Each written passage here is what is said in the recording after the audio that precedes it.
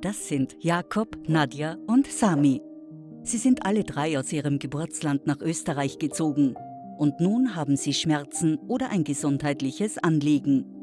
Sie kennen sich jedoch im österreichischen Gesundheitssystem leider nicht aus. Wohin sollen oder können sie sich wenden? Jakob hat vor ein paar Tagen einen Herzinfarkt erlitten und war nicht mehr ansprechbar. Seine Frau stand direkt daneben und hat den Notruf unter der Nummer 144 angerufen. Achtung! Die Rettung soll übrigens nur in Notfällen gerufen werden. Sonst muss der Transport mit der Rettung selbst bezahlt werden. Die Rettung hat Jakob dann ins Krankenhaus gebracht, wo er von einem Facharzt untersucht und behandelt wurde.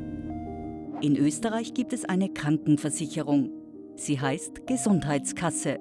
Die meisten Menschen sind dort versichert und haben eine E-Card. Sie sind entweder selbstversichert oder bei Angehörigen mitversichert. Die Gesundheitskasse bezahlt die Kosten für die Untersuchungen, eine stationäre Aufnahme, alle notwendigen Behandlungen und Medikamente. Manchmal ist ein Teil selbst zu bezahlen. Das wird Selbstbehalt genannt.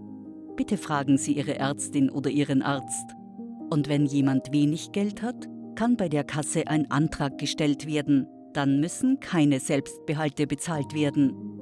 Doch auch Menschen, die nicht über die Gesundheitskasse versichert sind und keine E-Card haben, bekommen medizinische Hilfe. Nadja hat seit einer Weile Bauchschmerzen. Sie fragt eine Freundin um Rat. Die Freundin erklärt Nadja, dass sie sich bei ihrer Hausärztin untersuchen und krankschreiben lassen kann.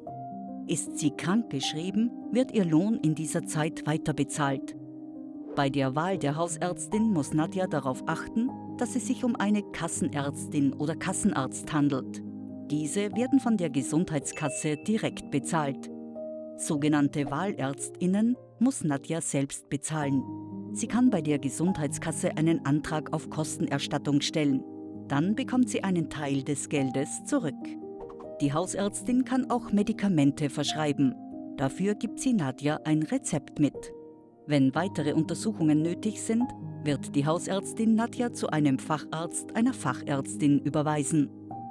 Sie kennen sich mit bestimmten Themen wie zum Beispiel dem Herz oder der Lunge besser aus. Und sie arbeiten in einer eigenen Ordination oder in einer Ambulanz im Krankenhaus. Es kann aber zum Beispiel auch sein, dass ein Besuch in einem Labor notwendig ist. Dort wird unter anderem Blut genauer untersucht. Mit diesem Überweisungsschein macht sich Nadja einen Termin aus. Diesen Schein muss sie dann mitnehmen und herzeigen. Und hier ist Sami. Im Fußballverein erzählt ihm ein Freund, dass er vor kurzem bei der Gesundheitsvorsorge war.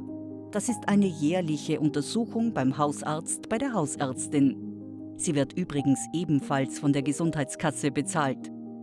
Gesunde Menschen ohne Beschwerden sollten regelmäßig zur Kontrolle gehen. So können Krankheiten rechtzeitig erkannt werden. Etwa einmal im Jahr sollten auch andere Kontrollen gemacht werden. Zum Beispiel eine Kontrolle der Zähne, der Haut oder der Augen. Bei Frauen kommt auch eine frauenärztliche Kontrolle dazu, bei Männern eine urologische Untersuchung. Am besten sollte Sami dazu seine Hausärztin fragen. Falls auch Sie gesundheitliche Probleme oder Fragen haben, haben Sie folgende Möglichkeiten. Sprechen Sie mit Ihrer Apotheke oder der Gesundheitshotline unter 1450. Sprechen Sie mit Ihrer Hausärztin, Ihrem Hausarzt. Oder wenden Sie sich an Fachärztinnen, Fachärzte. In der Nacht oder am Wochenende sprechen Sie mit dem Ärztefunkdienst unter 141. Auf der Internetseite der Österreichischen Ärztekammer können Sie ÄrztInnen nach Versicherung, Sprache, Öffnungszeiten und Orte suchen. Auf dem Gesundheitsportal finden sich viele Informationen über Gesundheit und das Gesundheitssystem in Österreich. Ihre Gesundheit ist wichtig. Zögern Sie nicht, zur Ärztin oder zum Arzt zu gehen. Wir wünschen Ihnen viel Gesundheit.